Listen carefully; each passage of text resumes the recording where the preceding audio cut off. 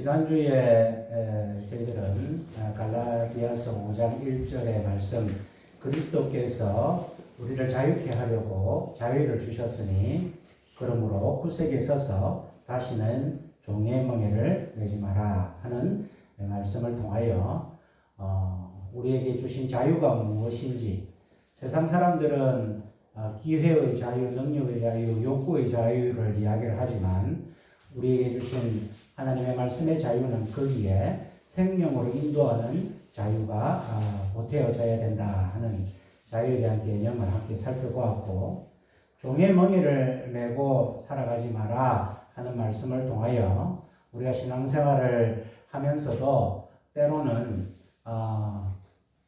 말씀대로 살지 않으면 벌을 받을까 싶어서 의무적으로 그렇게 사는 거나, 아니면은 하나님께 잘 보이려고 복을 받기 위해서 내가 좋은 행위를 한다거나, 또 때로는 사람을 의식해서 하는 모든 행위들, 때로는 하나님께 감사하는 것조차 우리가 종의 멍에를 메고 살아나가는, 내가 하나님께 복을 받았기 때문에 하나님께 감사한다라는 거기에 빠지면 그것도 우리를 자유롭게 하지 못한다는 그런 말씀을 통하여 우리가 종의 멍에를 메고 살아나가는 것이 무엇인가를 살펴보았습니다.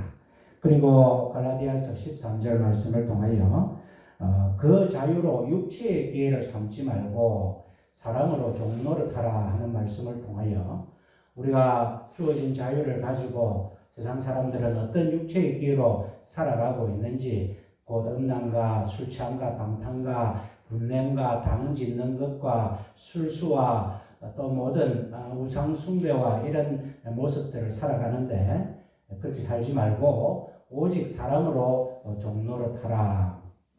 신명기서나 출애굽기에 안식년이 되면 종을 자유롭게 하는데, 그 종이 자유를 포기하고 또 상정과 가족을 사랑하여서 내가 사랑 때문에 자유를 포기하겠다는 그 말씀을 통하여서 우리 주님께서는 사랑 때문에 자유를 포기하신 그 너머 하나님을 포기하시고 생명을 포기하시면서까지 우리를 사랑하신 그 사랑으로, 그 사랑을 깨달아서 우리도 사랑으로 종노릇하자, 그런 말씀을 함께 나누어 보았습니다.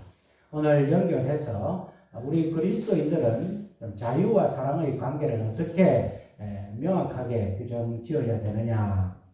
우리가 다른 사람들의 필요를 위해서 섬기는 그 사랑이 그리스도인의 자유를 표현하는 유일한 길이다, 그렇게 말씀을 드릴 수 있습니다. 자유 위에 자유가 바로 사랑이다 하는 것입니다. 그리고 또 자유로의 부르심과 사랑으로의 부르심은 같은 말이다, 그렇게 살펴볼 수 있습니다.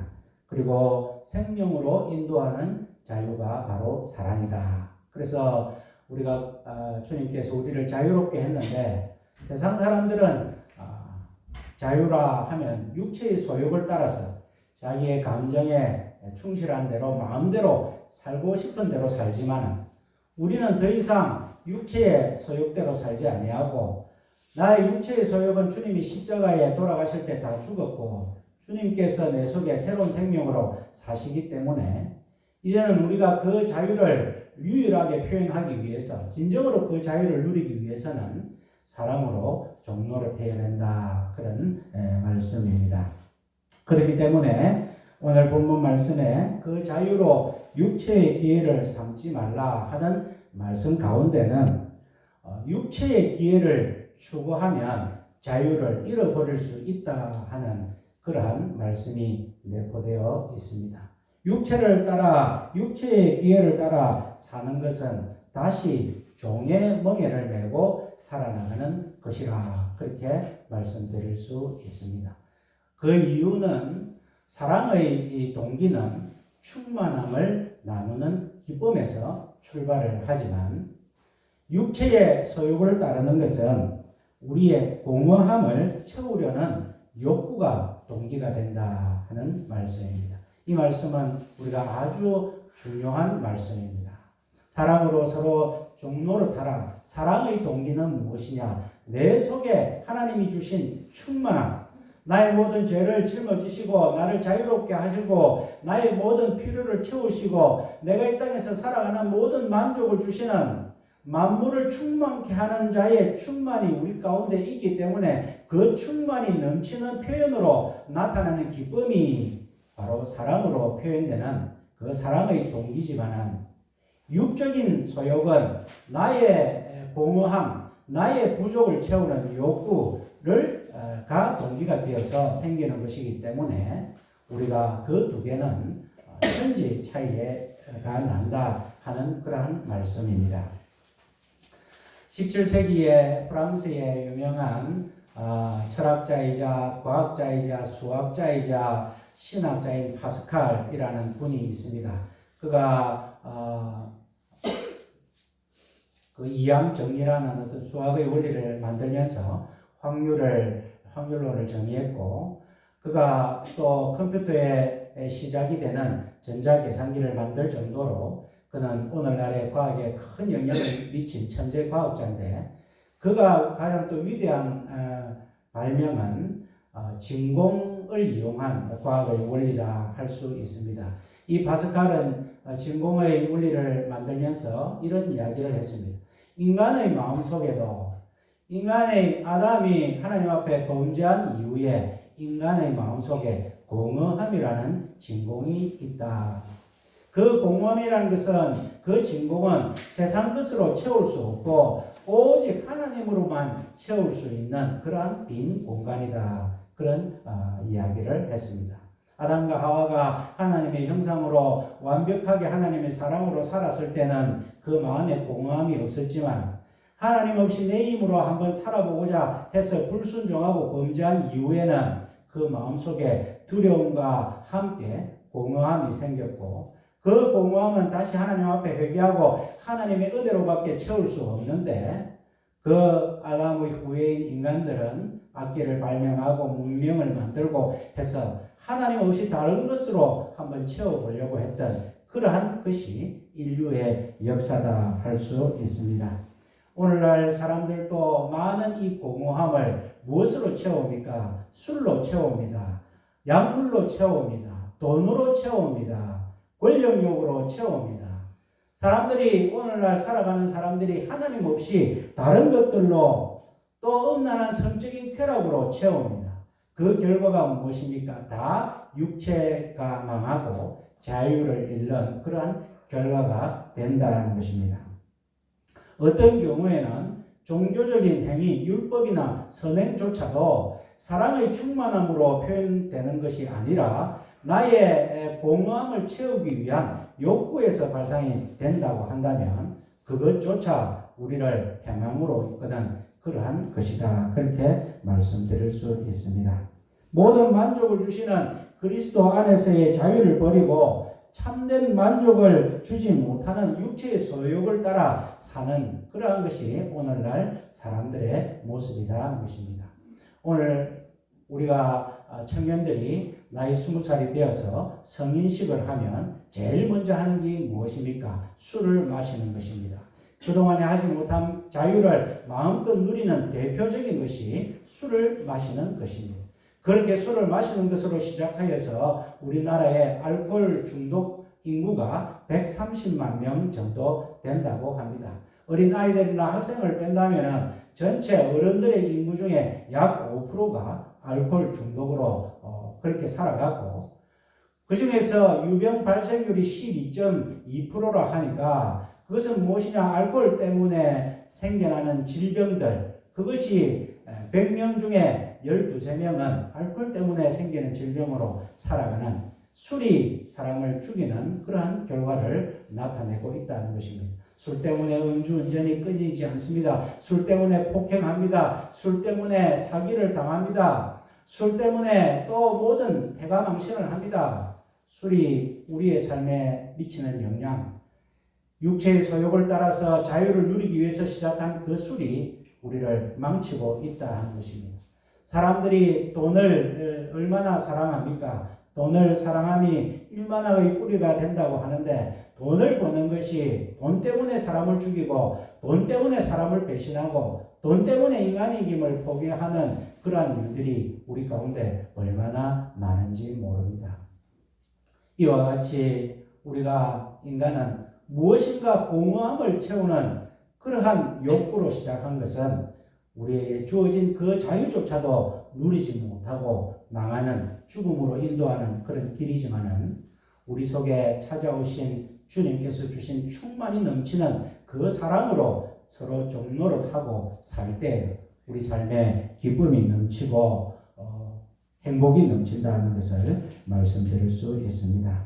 로마서 11장 36절에 만물이 주에게서 나오고 주로 말미암고 주에게로 돌아가니라. 영광이 그에게 세세에 있으리로다. 우리가 이 땅에 살면서 충만함을 누리지 못하는 이유가 무엇입니까? 모든 만물이 우리가 누리는 모든 것이 주님께로부터 하나님께로부터 나왔고 지금 우리가 살아가고 있는 모든 것도 주로 말미암아 살아가고 모든 것이 다 주께로 돌아가는 주님이 주관하시는 이 충만의 세계에 살면서 우리가 감사하지 못하고 충만하지 못하고 사랑하지 못할 이유는 없다는 것입니다. 인간이 자기 중심이 되니까 하나님을 원망하고 나의 불행에 하나님의 뜻을 찾지 못하니까 하나님을 원망하고 하나님을 대적하고 하나님 없다 하고 그러한 하나님을 망령되이 일컫는 그러한 일들이 일어나는데 결국 그래봤자 그 영혼은 죽음으로 갈 수밖에 없는 그러한 삶이 오늘날 하나님 없이 살아가는 사람들, 하나님 없이 문명을 의지하여 살아나가는 사람들의 모습이다 하는 것입니다. 예레미야서 32장 27절에 나는 여호와요 모든 육체의 하나님이라 내게 능치 못할 일이 있으리라 있겠느냐 그렇게 말씀을 하십니다. 우리가 믿음을 가진다는 것은 하나님께는 능치 못할 일이 없다. 우리에게 일어나는 모든 일은 합력하여 선을 이룬다. 내가 내 판단으로 좋고 나쁘고를 판단하는 것이 아니라 우리 주님께서 한번 택하신 자기 백성에게 모든 좋은 것을 주시지 않겠느냐 하는 그런 믿음으로 살아갈 때에 우리는 그 자유로 육체의 소욕대로 종의 멍에를 메고 살아나가는 것이 아니라 오직 사랑으로 종노릇하며 그 자유를 만끽하며 참 자유 위에 자유인 사랑으로 살아나가는 것이 맞다. 그렇게 말씀을 드릴 수 있습니다. 그러니까 우리가 자유로 부르심을 받아서 사랑으로 산다는 것은 샘물이 솟아나서 그 맑은 물이 계곡을 적셔서 바다로 가는 그래서 모든 생물을 살리는 그러한 원리라고 생각한다면 육체라는 것은 진공청소기라고 생각할 수 있습니다. 온갖 더러운 것들을 빨아들이다가 결국은 나중에 고장나서 버림을 당할 수밖에 없는 그런 것. 제가 아는 지인 중에 한 분이 지난주에 세상을 떴는데 참 인간적으로 볼 때에 참 부잣집에 참 굉장한 부잣집의 외동아들로 컸습니다. 사랑을 받고 컸습니다. 머리가 좋아서 한의사가 되었습니다. 성격도 좋고 또 책도 많이 읽고 또 의리도 있고 정도 많고 그래서 주위의 사람들이 다 좋아했습니다. 인간적으로 볼 때에 부족함이 없는 그러한 모습이었지만은 단 한 가지 어릴 때 젊을 때부터 술을 좋아하는 것 때문에 그 술 때문에 점점 그의 삶은 망가지고 술 때문에 술이 취해서 새벽에 이 리어카를 끊고 폐지를 줍는 할머니를 돕다가 그 비탈길에서 그 리어카가 미끌리는 바람에 오른손을 벽에 부딪혀서 손목이 부러지는 아픔을 당하고 한의사가 오른손을 쓰지 못하니까 침을 못 놓고 그러다 보니까 그 일을 못하고 돈이 많으니까 사업을 하려고 몇 번 시도했지만 늘 술이 취해서 하는 계약과 만나는 사람들이 있으니까 사람들이 노리고 사기를 쳐서 자기도 여러 번 당해서 재산도 많이 날리고 그러다가 늘 또 술이 취하니까 계단에서 집에서 떨어져서 갈비뼈도 부고 다치고 그렇게 살다가 가족들이 그렇게 병원에 한번 가자 해도 병원에는 안 가고 내가 의사인데 내 몸은 내가 잘 안다. 하다가 어느 날 갑자기 마당에서 쓰러졌는데 나중에 의사가 보니까 간암 말기더라. 이렇게까지 왜 병원을 한 번 안 갔나? 건강검진을 한 번 안 받고 그렇게 살았어. 참 주위에 안타까움을 그런 자아내는 그러한 아픔이 있었습니다. 인간적으로는 얼마나 훌륭합니까? 정도 많아서 사람들도 돕고 재미있고 책도 많이 읽고 아는 것도 많고 얼마나 참 훌륭한 사람입니까? 그의 공허함을 술로 채우기 시작한 것 때문에 그의 삶은 온전한 삶을 살지 못하고 안타까운 삶을 사는 그런 모습을 보고 참 우리의 주위에 있는 사람들의 마음을 아파했던 그런 경험들이 있습니다. 오늘 우리의 삶이 무엇으로 우리의 삶의 동기가 무엇이냐? 주님께서 나를 위하여 베풀어 주신 모든 충만함이 넘쳐서 우리에게 주신 자유가 사랑으로 표현되며 살아나가는 것인가? 아니면 우리가 자유를 받았지만 육체의 소욕을 따라서 그 공허함을 세상의 것들로 채우기 위해서 하다 보니까 우리는 점점 불행의 늪으로 빠져들고 있는가? 이것이 우리가 살아나가는 두 가지의 모습 중에 우리가 택해야 될 모습이다. 그렇게 생각할 수 있습니다. 오늘 말씀에 이제 너희가 만약에 사랑으로 종로를 탈 것 같으면은 이제 강론 부분에서 너희가 할 수만 있다면 모든 사람과 더불어 사랑을 나누어라. 그러나 할 수 있거든 믿음의 가정들에게 그렇게 해라 하는 말씀을 오늘 갈라디아서 6장의 말씀을 오늘 우리에게 주십니다. 그래서 우리가 오늘은 사랑의 마음으로 사는데 우리가 믿음의 형제들에게 교회 안에서 믿음의 식구들에게 어떻게 해야 되느냐. 이 바울 사도는 갈라디아 초대에 자기가 전도했던 이 갈라디아에 있는 교회들에게 너희가 사랑의 마음을 가졌다면은 그 각 교회들에게 지금 거짓 교사들이 나오고 분쟁이 생기고 갈등이 생기는 가운데서 너희가 그렇게 살지 말고 사랑의 마음이 있다면 이렇게 살아라 하는 말씀을 오늘 6장 말씀에 주고 계시다는 것입니다. 첫 번째로 1절 말씀에 형제들아 사람이 만일 무슨 범죄한 일이 드러나거든 신령한 너희는 온유한 심정으로 그러한 자를 바로잡고 먼저 너희 가운데 범죄한 자가 있으면 어떻게 해야 되느냐. 오늘 이 말씀은 너희 가운데 범죄한 자들에게 바울 사도가 하는 말씀이 아니라 범죄한 자들을 어떻게 대해야 하느냐 하는 그러한 말씀입니다. 첫 번째로 온유한 심령으로 범죄한 자들이 우리 가운데 있으면 사람들의 마음은 틀렸다, 잘못되었다, 때로는 격한 감정, 미운 감정이 생겨나는데 사랑의 종로로 타는 우리라면은 온유한 심령으로 해라. 이 온유한 심령은 예수님의 성품입니다. 예수님께서 친히 자신을 가리켜서 나는 마음이 온유하고 겸손하다 그렇게 말씀을 하셨습니다. 그러니까 너희 가운데 범죄한 자가 있으면 내 심령처럼 내 마음처럼 그들을 대해라. 이 온유하다는 단어는 우리가 사랑하는 사람이 다쳤을 때 약을 바를 때에 격하게 바르지 않습니다. 아주 부드럽게 조심조심 하면서 약을 바릅니다. 그 약을 바를 때에 그 다친 자가 아파서 찡긋찡긋하면 약을 발라주는 자의 마음도 아파서 자신도 찡긋찡긋하는 그러한 마음, 상처를 공유하는 마음, 불쌍히 여기는 마음, 사랑하는 마음, 조심하는 마음, 그 마음이 온유한 마음이다. 형제들아 너희 가운데 범죄한 자가 있거든 내 심정처럼 내가 너희를 대하듯이 그렇게 온유한 마음으로 사랑하는 마음으로 상처를 같이 나누는 마음으로 그렇게 대해라. 그렇게 말씀을 하고 계십니다. 그리고 또 온유한 심령으로 그러한 자를 바로잡고라는 이 카타르티조라는 단어는 그물을 깁는 행위에서부터 나온 말입니다. 그물을 깁는다는 것이 무엇입니까? 고기를 열심히 잡다 보면 그물이 헤어집니다. 그러면 무태 나와서 이제 양지 바를 때에 그물을 이렇게 깁습니다. 그것은 무엇이냐? 그물을 온전케 하는 행위다라는 것입니다. 여기서 바로 잡는다는 것이 내가 잘못했지 야단치고 정죄하고 벌 주고 하는 것이 아니라 그물을 깁는 것처럼 그 사람을 온전하게 만들어주라 하는 것이 바로 잡고라는 마음입니다.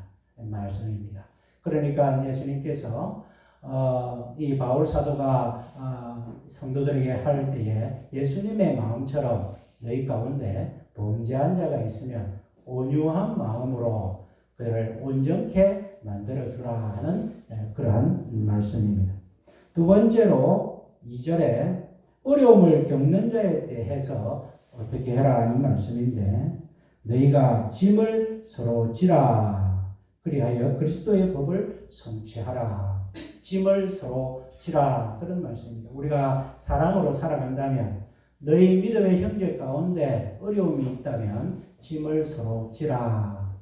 우리가 우리말에 결입소라는 그러한 고사성어가 있습니다. 그것이 무엇이냐면은 이제 소가 밭을 가는데 큰 쟁기를 결이라고 하는데 그 쟁기를 끌기 위해서는 두 마리 소를 멍에를 메어서 그 멍에를 메고 이제 끌게 하는데 한 마리는 이제 경험이 많은 어미소고 한 마리는 젊은 소 이렇게 짝을 지어서 멍에를 메고 끌게 합니다.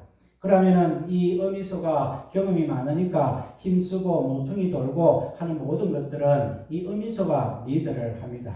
그리고 주인이 채찍을 들고 때리는 것도 이 어미소, 이 안소라고 하는 이 어미소를 때리지 그 젊은 소, 마리소는 절대 때리지를 않습니다. 채찍을 때리도 안소를 때리고 힘이 들어도 안소가 다 알아서 하는 그것이 멍에를 메고 한 짝을 이루는 그러한 것입니다. 우리 주님께서 마태복음 11장에 우리에게 말씀하실 때에 수고하고 무거운 짐진 자들아 다 내게로 오라. 내가 너희를 쉬게 하겠다. 나는 마음이 온유하고 겸손하니 나의 멍에를 메고 내게 배우라.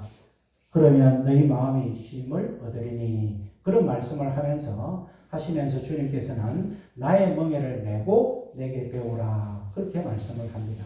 우리가 주님께서 우리를 쉬게 하시려고 하면 너희가 내게 온나 멍에 매지 말고 편안히 쉬면서 내가 주는 쉼을 받아라. 그렇게 말씀을 하시는데 주님께서는 나의 멍에를 같이 매자. 그렇게 말씀을 하십니다. 왜 그럴까? 우리가 이 안소와 마리소의 관계처럼 힘든 일은 안소가 하겠다. 채찍도 안소가 맞겠다는 것입니다. 주님이 너희가 나와 함께 멍에를 매면 모든 굳은 일은 내가 다 하겠다. 아픔도 내가 당하겠다. 결국은 우리를 위해서 죽음을 내어주시면서까지 사랑하셨는데 그렇게 해서 나에게 사랑을 배워라.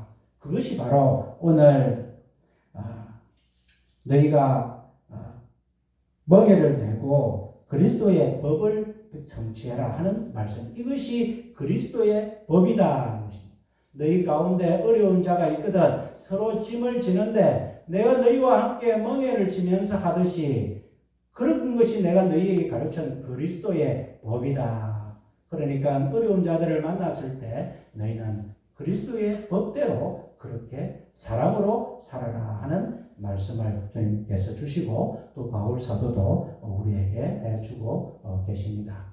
옛날에 짝대기로 물뚱이를 쥐고 물을 나를 때가 있었습니다. 그때 아들과 아버지가 물뚱이를 이렇게 짝대기에 걸쳐서 나를 때에는 반드시 아버지는 뒤에 서서 높이를 낮춥니다. 왜 높이를 낮추느냐? 그 물뚱이의 무게가 조금이라도 자식에게 가지 않고 자기에게 오게 하겠다는 마음으로 아버지는 키를 낮추는 것이 우리의 사랑의 관계다라는 것입니다. 이것이 그리스도의 법이다라는 것입니다. 너희 가운데 어려움이 있는 자가 있다면 서로 짐을 지는데 그리스도의 법대로 내가 너희에게 멍에를 메고 가르쳐 준 대로 해라. 멍에를 안 매면 행복할 것 같고 멍에를 안 매면 편할 것 같지만 주님께서 가르쳐주신 법은 그것이 아니고 나와 함께 멍에를 매면서 그 멍에 안에 있는 사랑을 너희가 배울 때에 혹시 육신은 힘들지 몰라도 그 사랑 가운데 너희가 그 심적으로 마음으로 쉼을 얻게 된다. 이것이 주님께서 가르쳐 주신 그리스도의 법이 아닌가 싶습니다. 세 번째로 주님께서 3절 말씀에 스스로 속이지 마라 하는 그러한 말씀을 주시면서 너 자신을 돌아보라 하는 말씀인데 이것은 바울 사도가 1절에 범죄한 자에게 대할 때에도 바로잡고라는 말 다음에 내 자신을 돌아보아 라는 말이 있습니다.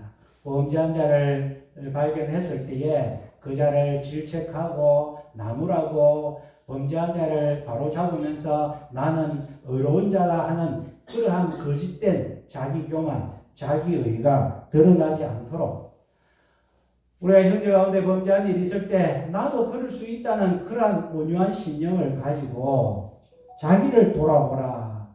그래서 이 말씀의 결론은 자기를 돌아보라 하는 것인데 그래서 모든 것 가운데에 형제의 아픔이 있을 때에도 오늘 어려움이 있는 자들을 짐을 서로 지라고 할 때에도 그 결과는 스스로 속이지 마라. 짐을 대신 져주면서 저자는 판단을 잘못했기 때문에 저자는 열심히 살지 않았기 때문에 저자는 믿음으로 살지 않았기 때문에 어려움을 겪지만 나는 그래도 믿음으로 살아서 하나님께서 복을 주셔서 이렇게 산다. 그런 생각을 하지 마라. 그것은 스스로 속이는 것이고 자기 기만이다 하는 것입니다. 그것은 사랑의 마음이 아니다. 오늘 바울 사도는 그렇게 말씀을 하고 있습니다.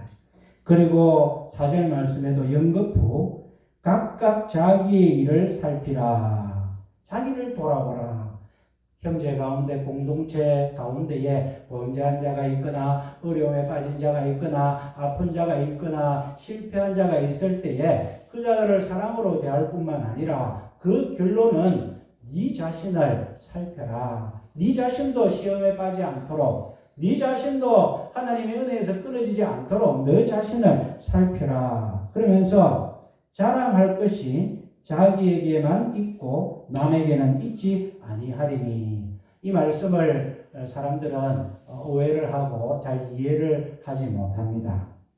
자랑할 것이 자기에게만 있고 남에게는 있지 않다. 그러니까 내 삶에 자랑할 것이 내만 자랑하지 다른 사람은 자랑할 것이 없다. 그런 말씀으로 오해하기 쉬운데 그 말씀이 아니고 너희가 하나님의 긍휼과 은혜를 받았으면 그 하나님의 긍휼과 은혜를 받은 그 자긍심을 너 속에서만 갖지 다른 사람과 비교해서 네 자신을 자랑하지 마라. 그 말씀입니다.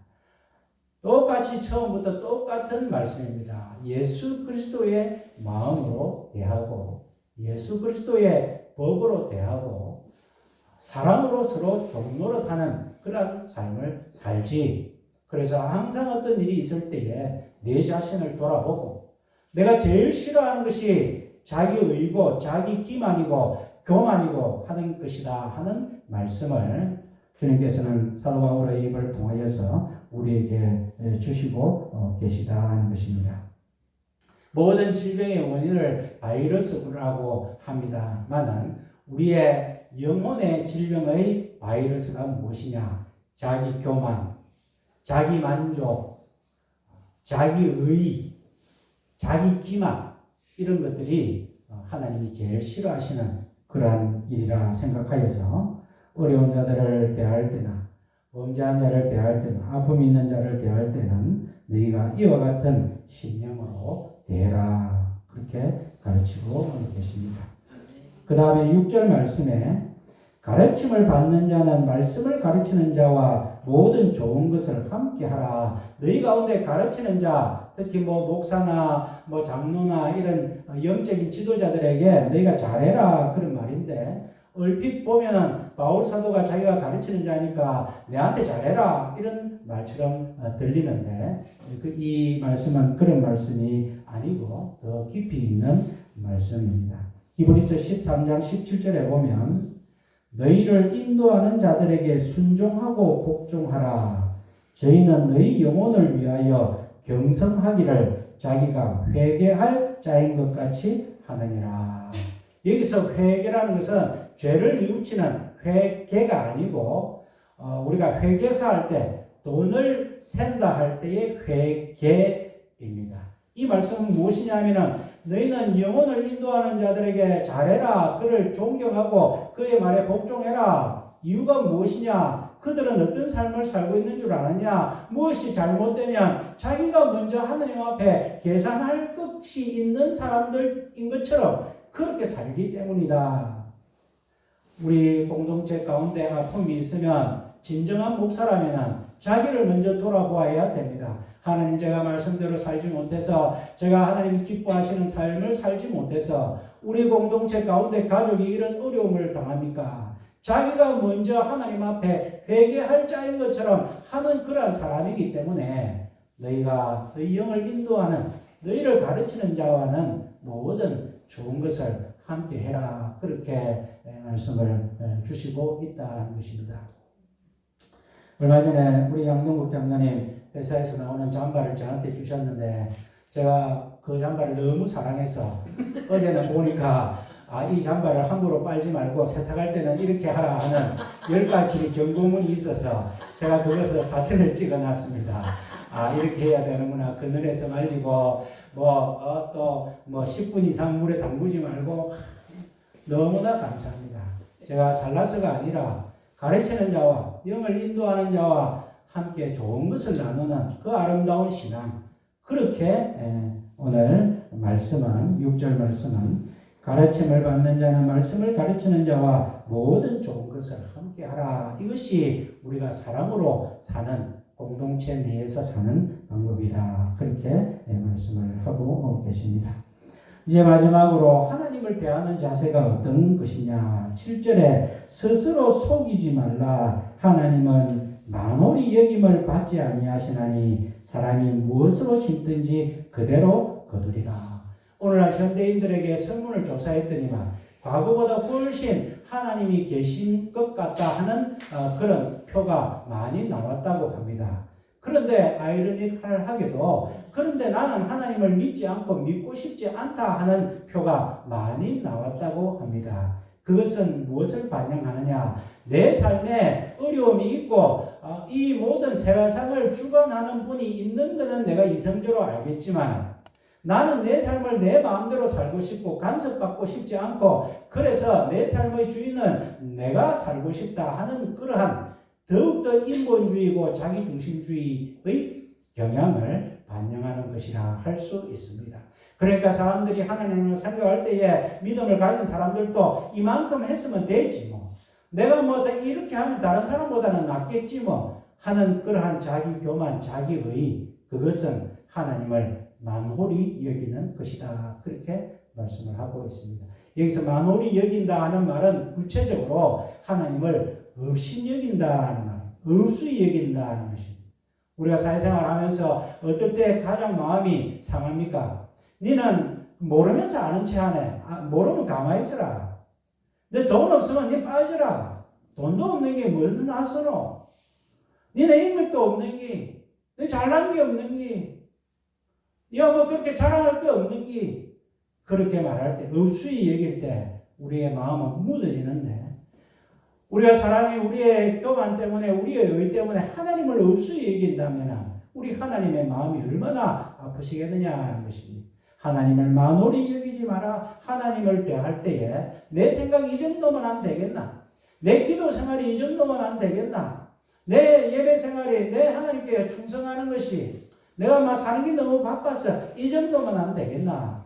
혹시 그것이 하나님을 만홀히 여기는 것인 줄 우리가 한번 판단을 하고 사랑으로 종로로 타는 사람은 충만하면서 나오는 우리가 1시간 예배를 드리든 10시간 예배를 드리든 내 삶의 충만한 가운데 사랑으로 주님을 만나고 주님이 주신 내 사랑이 넘쳐서 사랑하지 않고는 배길 수 없는 그 사랑으로 살아갈 때에 하나님께서는 2달란트 받은 자나 5달란트 받은 자나 똑같이 여기시는 것처럼 오늘 우리의 형편 가운데 우리가 사랑으로 사느냐 아니면 우리의 공허함을 채우기 위해서 사느냐, 그것이 우리의 삶의 갈림길이다. 오늘 말씀은 그렇게 주시고 있습니다. 말씀을 맺겠습니다. 충만함을 나누는 기쁨이 동기가 되는 것이 바로 사랑이다 하는 것입니다. 우리가 무엇을 하든지 우리 예수님께서도 모든 율법 가운데 핵심 율법은 하나님을 사랑하고 이웃을 사랑하라. 우리가 사랑으로 하지 않는 모든 것은 육체의 소욕을 따라 사는 것이라. 육체의 소욕은 우리에게 죽음으로 인도하고 성령의 소욕을 따라 사랑의 소욕을 따라 살면 영생으로 인도하고 기쁨과 행복으로 인도한다는 사실을 우리가 분명히 깨닫고 이 어려운 세상 가운데서 우리가 어떻게 살아가야 되느냐, 사랑의 마음으로 살 때에 우리 주시는 하나님의 충만함이 넘친다는 사실을 기억하시면서 사랑으로 살아가시는 저와 여러분들의 남은 삶이 되시기를 주님의 이름으로 축원드립니다. 사랑과 은혜의 하나님 아버지, 우리를 자유케 하려고 우리에게 자유를 주셨는데 우리가 참 자유를 누리는 방법이 사랑하며 사는 것, 사랑으로 서로 좀 노릇하는 것임을 가르쳐 주셔서 감사를 드립니다. 우리 공동체 가운데서도 범죄한 자가 있을 때, 어려움이 있는 자가 있을 때 어떻게 대해야 되는 말씀을 우리에게 주셨고 주님의 마음으로 주님의 법대로 살면서 결국은 내 자신을 돌아보아서 하나님 앞에 교만치 않도록 내 의로 살아가지 않도록 조심하라고 말씀해 주심에 감사를 드립니다. 하나님 아버지, 우리가 주님이 주시는 이 말씀 힘을 다하여서 사랑으로 살아갈 때에 우리 하나님께서 우리를 기뻐하셔서 충만에 충만을 더하여 주시고 복에 복을 더하여 주시며 기쁨에 기쁨을 더하여 주실 줄 저희들 믿습니다. 하나님 아버지, 힘들지만 우리에게 주신 이 사랑의 마음으로 승리하며 살아가는 우리 모두가 되게 하여 주시옵소서. 모든 말씀을 예수님 이름으로 기도하옵나이다. 아멘. 찬송가 414